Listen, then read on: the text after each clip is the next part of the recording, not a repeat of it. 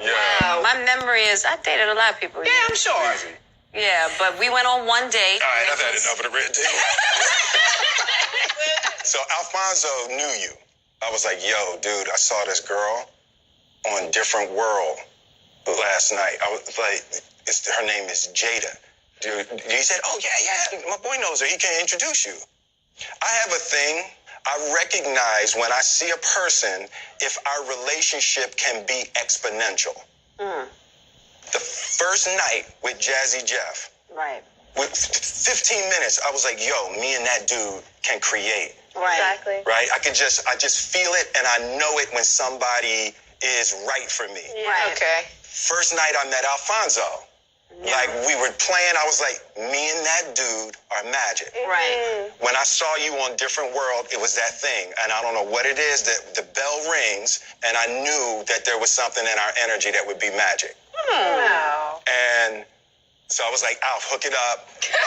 Fresh Prince taped on Friday nights, and Different World taped on I think Thursday. Thursdays, yeah. Thursday, so it was the night before. So Alf was like, yo, I can set the meeting up. So we went, and it was first season. I was Fresh Prince, So I walked up in the audience in Different World. I was the Fresh Prince, So it was, I walked in, I sat down in the audience, and the taping started. And then Alf was like, yo, that's my boy that knows her. And he sat down, and I was like, yo, who's that girl he's with? I was like, the dude that was going to introduce me to You're Jada crazy. was with another girl. And I was like, who is was that? that girl? And it was Cherie. Wow. He went to Different World to meet me. Jada But and met Cherie and ended up marrying Cherie and having Trey with Cherie. That's just trippy. Wow. You didn't know I that? don't think I've heard that before. I didn't meet Jada that day. We had a party at our house or something. Me and Cherie had a party at the house or something. And I came with, I can't remember who I Some was joker, with. some two-bit joker. Whatever. We had all of these near misses, and every time we saw each other, it was always a beautiful energy. Right. The real time was probably, I think Dwayne and Tisha had a thing at the baked potato. Yep. And we sat down at the baked potato.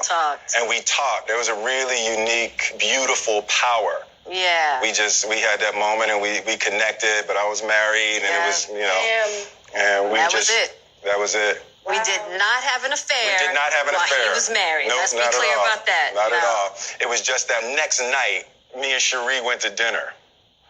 And I sat down with Cherie, and it was one of the most bizarre emotions I ever had after we had that talk. And we were at the Palm. And I remember I had to get up from dinner when I had a realization that I wasn't with the person I was supposed to be with. But you would have stayed with her forever. Forever. I would have never gotten divorced. Yep. Wow. I went in the bathroom at the Palm, and I broke down in tears. Wow. And I was sitting in a stall in the restaurant, and I was crying uncontrollably and then laughing, like, what the heck is wrong with me? And I was crying and laughing. And it's like, I knew that was the woman I was supposed to be with, but I was never getting divorced. Right. Yeah. I don't get divorced. Right. Like all the emotions. All the emotions at one time. Like I was happy like, that you figured it out. but devastated emotionally. And then I had it would never come to fruition. It was never going to happen. I just had to get my gangster back together. I got myself together, went back out, sat down with Cherie, and started going back on with my life. Yep. And then she divorced you. And then Cherie filed for divorce. She hit me hard. Cherie filed for divorce on Valentine's Day. I was like, ouch. And I still told her, I said, no. Yeah. Wow. You can't have a divorce. And she hit me with so you're going to make somebody stay with you who doesn't love you. And I was like, what? I'm actually not. Nope, I'm not. And I was like, that was the one that got me. And I remember I was like, I'm going to sign her divorce papers. I walked out of there, and I was in the car, and I had Jada's number. I literally walked right out from there. I called Jada, because you had moved back to Baltimore. I had bought a house. You bought a house in Baltimore. She was not going to live in Hollywood. She had left the business and bought a farm in Baltimore. That's that's amazing. I bought a farm.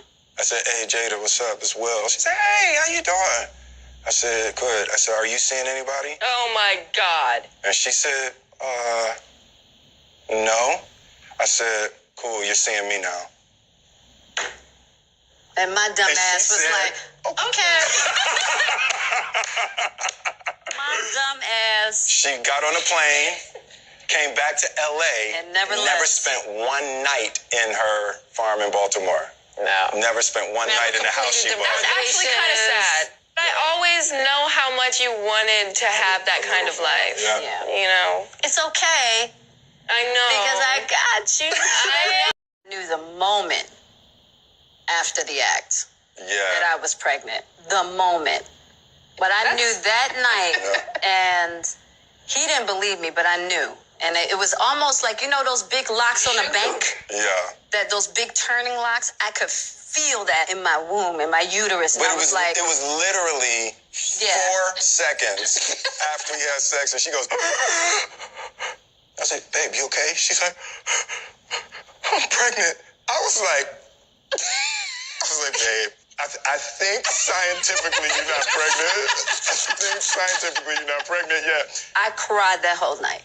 Damn. She cried all night I because cried she was all pregnant night and long. she knew. I was like, My life.